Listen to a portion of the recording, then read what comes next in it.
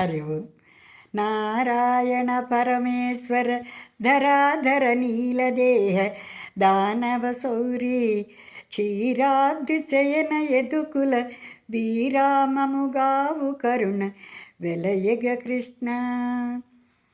హే పరమాత్మ, హరే శ్రీకృష్ణ.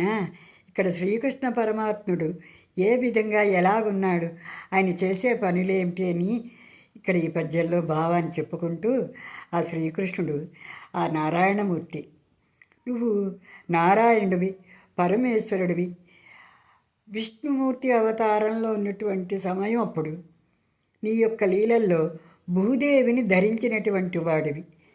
నీ యొక్క శరీరం యొక్క రంగు నీలిరంగు ఛాయ, దేహం కలవాడివి. దుష్టులను శిక్షించినటువంటి వాడివి, పాల సముద్రం నందు పవళించినటువంటి వాడివి. ఓ యదుకుల వీరుడా,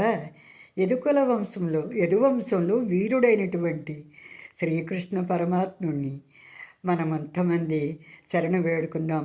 అటువంటి శ్రీకృష్ణ పరమాత్ముడు మనల్ని కాపాడమని, రక్షించమని శరణం వేడుకుంటూ ఆయన యొక్క పాదార చరణార విందములను వేడుకుంటూ కోరుకుంటూ సదా సర్వే జనాః సుఖినో భవంతు.